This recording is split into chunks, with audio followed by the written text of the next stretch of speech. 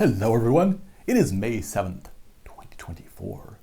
It's Tuesday. It's Harp Tuesday. Welcome to today's episode.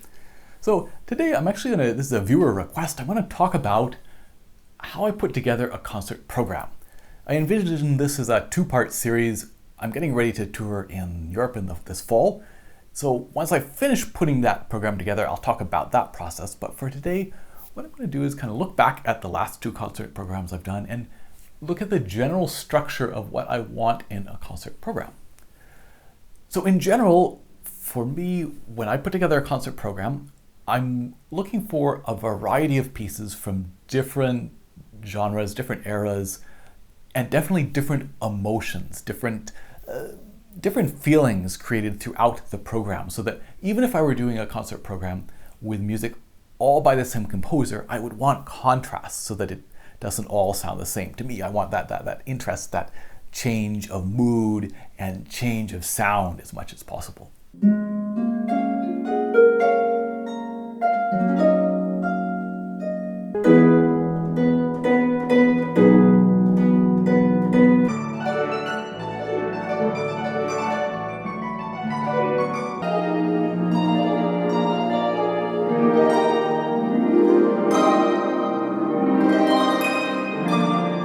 So the first thing I'll do is I'm putting together a list of music I want to include. I'm thinking about the length.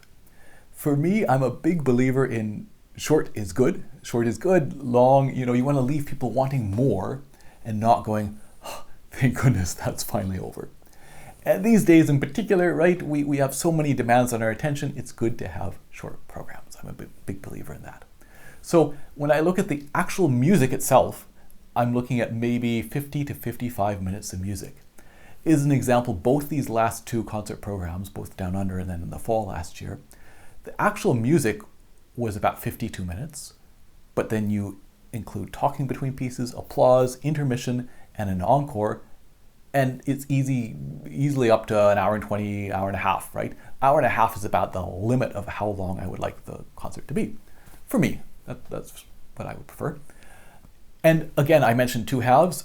My typical structure would be a first half and a second half, giving me a little bit of a break in between and giving the audience a little bit of a break in between in terms of listening as well, because I'm playing generally quite difficult, intense pieces, but also I'm looking for an intense listening during them as well. So nice to have that little bit of a break, I think. And certainly physically for me, it's quite good.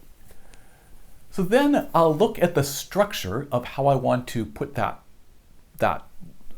the concert program, the sort of the emotional arc of the concert program. The last piece is the most important, I think. And here I'm looking at a piece not necessarily whether it's sad or happy, but whether it's exciting or contemplative. And so, of course, that last piece I want to be exciting. I want to leave people with energy and ideally maybe a somewhat uplifting piece, like a nice piece. So the Moldau to me is a perfect ending piece because it's impressive, and the last piece on the concert program would ideally be the most impressive piece on the program. And it's something I know well, and it creates a fantastic mood, a great ending piece. Then, to me, the next most important piece is the beginning piece. It's the first thing people hear. I want that to be a statement.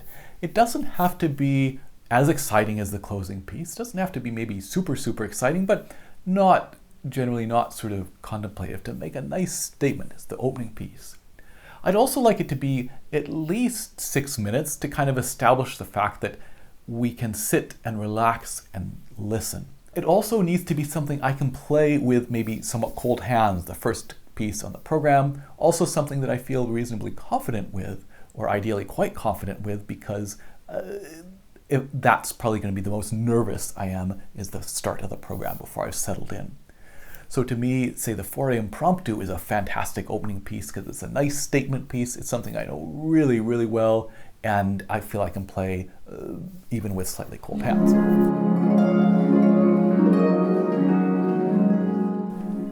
Then there's the closing piece of the first half, which, just like the closing piece of the concert, should be a nice, impressive piece. I want to leave people going to the intermission with energy and excitement, and a nice buzz, rather than maybe something contemplative and beautiful, but that maybe doesn't quite have that same energy to lead us into the break.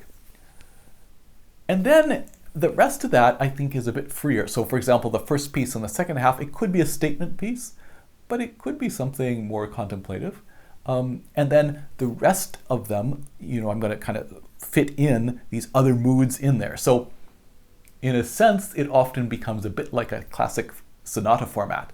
Fast, slow, fast, fast, slow, fast, where we have these shift of moods between pieces. And because I want the beginning one and the closing one of the first half both to be somewhat exciting, the middle ones are often maybe the more contemplative pieces, if they exist on the program, which there will definitely be some contemplative pieces. Again, I want this whole gamut of emotions in general.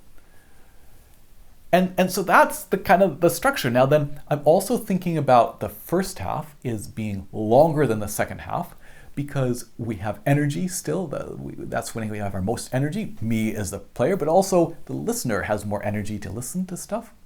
And to program on the first half, ideally the pieces that I feel are maybe more challenging to listen to. So if I'm playing some quite contemporary piece, the first half would be an ideal place to put that.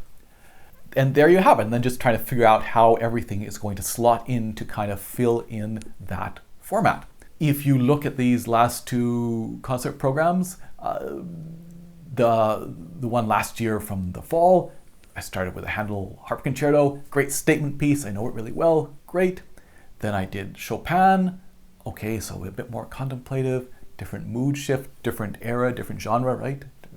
And then Regnier's Piece Symphonique, great, exciting, nice close, a bit maybe challenging to listen to. Most people are not going to be familiar with it. Non-harpists, say, are not going to know it. So nice to have that in the first half. And then the second half, I started with Jardin Moyer. Now this is also maybe a bit challenging to listen to.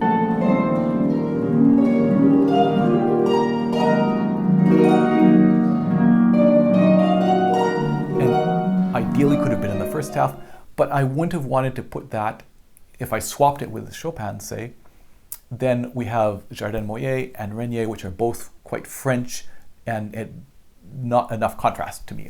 So it needed to go in the second half, and it's a nice statement piece in its own way to start with.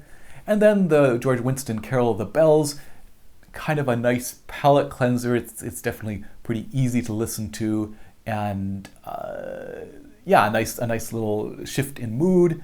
And then the Moldau was a great closing piece. And this most recent concert, I started with the Bach Toccata and Fugue. As I mentioned in my preparation for it, the Fugue can be a bit scary in terms of memory, but again, a nice statement piece, great way to get started. Once again, I had Chopin next, again, quite a mood shift. Then I had my composition, Uncharted Shores, quite short, but it ended up this being kind of felt like the best spot for it. And then Piece Symphonique. Then the second half was interesting because I started with the Godefroy Etude de Concert. So this is maybe about 4 minutes, and again, a nice energy piece.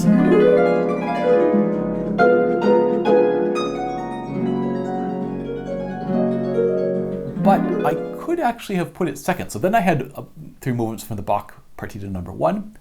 I'm not doing any of the repeats in that, so the saraband is then by far the longest movement.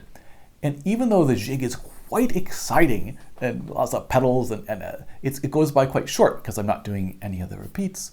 So what we're left with after that is maybe still lingering memories of the saraband and that more contemplative feel.